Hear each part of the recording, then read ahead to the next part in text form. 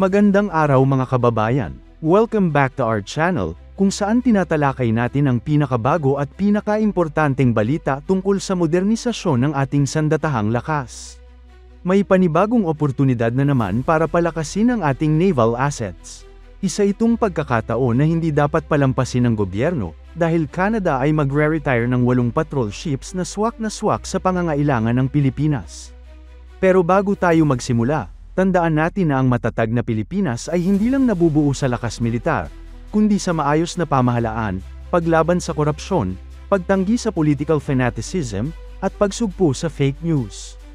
Mahalaga yan para sa tunay na seguridad at katatagan ng bansa. Ang Royal Canadian Navy ay nagsimula ng mag-retire ng kanilang Kingston-class Maritime Coastal Defense Vessels o MCDVs ngayong Fall 2025. Ang mga barkong ito ay minor warships na may multi-role capability, mula sa coastal surveillance, patrol missions, search and rescue, hanggang sa training ng kanilang mga Navy personnel.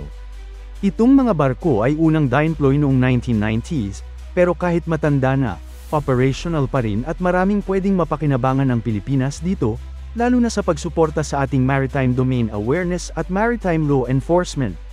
Hindi basta-basta ang naging serbisyo ng mga Kingston class.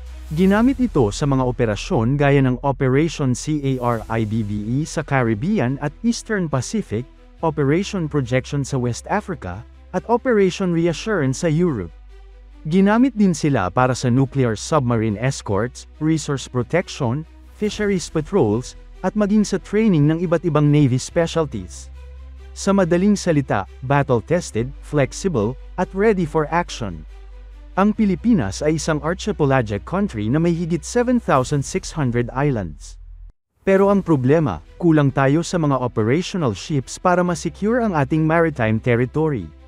Kung makakakuha tayo ng Kingston-class ships, maaari nating gamitin ito sa Philippine Navy para sa coastal defense, surveillance at naval training.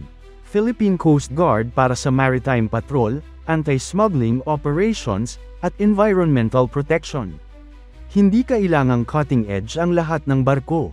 Ang importante ay marami tayong operational vessels para masakop ang lawak ng ating karagatan. May dalawang option ang Pilipinas. Una, grant or donation. Pwedeng hilingin ito sa gobyerno ng Canada bilang bahagi ng lumalawak na ugnayan sa ilalim ng Visiting Forces Agreement, VFA, na posibleng pag-usapan ng Pilipinas at Canada. Ang Canada ay isa sa mga bansang may interest na tumulong sa Indo-Pacific region, at ito ay magandang gesture para palakasin ang defense ties.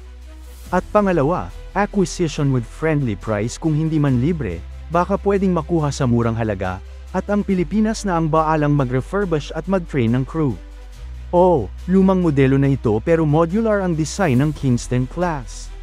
Ibig sabihin, pwedeng retrofit o lagyan ng bagong equipment depende sa mission. At ang structure ng mga barko ay kilalang matibay at tested in cold and rough seas. Ibig sabihin mas tatagal ito sa mas maayos na tropical environment tulad ng Pilipinas. Ang gastos sa refurbishment ay mas mababa pa rin kumpara sa pagbuo ng entirely new ships. Ang isa pang malaking advantage ay ang training capability ng mga barkong ito. Gaya ng Canada, pwede rin nating gamitin ito para sanayin ang mga seaman at technical crew ng ating Navy. Hindi lang ito dagdag sa barko kundi dagdag din sa experience ng ating personnel. Ang bawat barko ay pwedeng mag-train ng bagong henerasyon ng Filipino naval operators. Ngayon na officially ni-retire na ang mga Kingston-class ships, dapat maging proactive ang Department of National Defense at Department of Foreign Affairs sa paglapit sa Canadian government. Ang mga ganitong pagkakataon ay once-in-a-generation opportunity. Kung hindi natin ito kukunin, maaaring makuha ito ng ibang bansa sa Southeast Asia na mas mabilis kumilos. Kaya mga kababayan, ito na naman ang pagkakataon para palakasin ang ating depensa. Mura, tested, at multi-purpose ang Kingston-class ships. Kung magiging matalino ang ating pamahalaan sa negosasyon, makakakuha tayo ng dagdag na barko para sa ating Navy o Coast Guard nang hindi kailangang gumastos ng bilyon-bilyon. Pero alam nyo ba, mga kababayan, hindi lang ito tungkol sa bilang ng barko. Ang tunay na tanong dito, ano ang epekto ng pagkakaroon natin ng ganitong klaseng asset sa seguridad ng ating bayan? Unahin natin ang aspeto ng deterrence.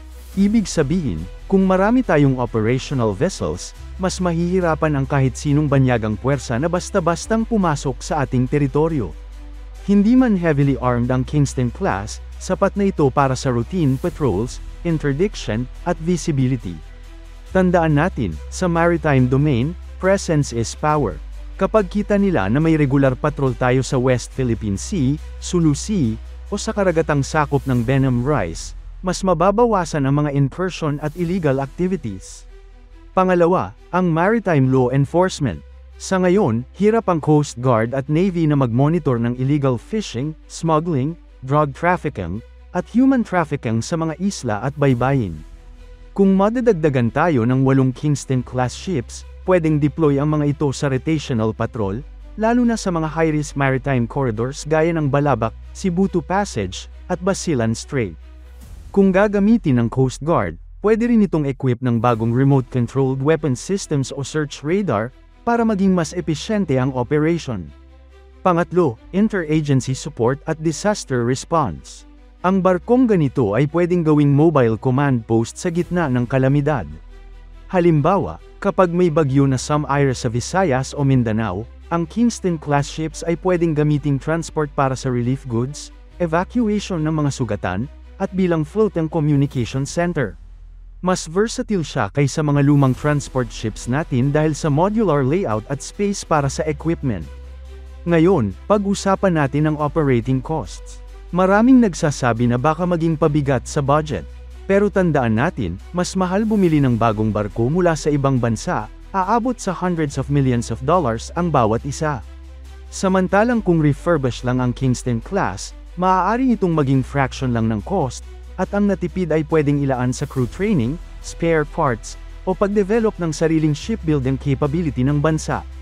Speaking of training, isang malaking bonus ang paggamit ng ganitong klaseng barko sa naval education. Sa Canada, ginagamit ito para train ang mga bagong recruits ng kanilang navy.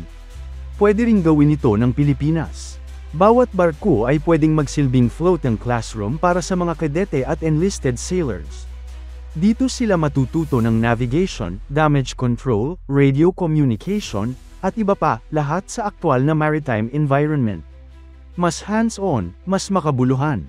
Dagdag pa rito, may potensyal itong maging bahagi ng mga joint exercises kasama ang Canada, US, Japan, at Australia. Kapag parte ng bilateral o multilateral naval drill ang Kingston-class ships natin, tataas ang interoperability ng ating Navy, masasanay tayo sa paggamit ng international standards at procedures. Sa panahon ngayon, importante ang pagiging plug and play sa mga kaalyado natin, lalo na sa harap ng mga tensyon sa Indo-Pacific. Ngunit kailangan din natin ng political will. Kailangan may konkretong aksyon mula sa Department of National Defense, Department of Foreign Affairs, at maging sa Malacanang mismo. Hindi ito pwedeng iasa lang sa military, kailangan ng interagency coordination, policy direction, at budget support.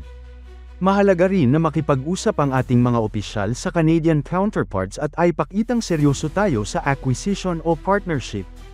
At syempre, tayong mga mamamayan ay may papel din. Kailangan nating ipakita sa pamahalaan na interesado tayo sa ganitong klaseng long-term investment. Hindi ito flashy o headline-grabbing na proyekto, pero ito ang mga investment na tunay na nagpapalakas sa kakayahan ng bansa. Sa bandang huli, ang tanong, handa ba tayong samantalahin ang pagkakataon? Kung hindi natin ito kukunin, siguradong may ibang bansa sa Southeast Asia na kukuha nito. At kapag sila ang nakinabang, tayo na naman ang maghahabol. Kaya kung seryoso tayo sa ating national defense modernization, hindi lang dapat tayo umaasa sa mga bagong jets o missile systems. Dapat pati sa cost-effective, flexible, at reliable naval assets tulad ng hinihikayat natin ang ating mga policy makers na pag-isipan ito ng mabuti. Kung nais mong suportahan ang ganitong klaseng balita at analysis, huwag kalimutang mag-subscribe, mag-like, at i-share ang video na ito.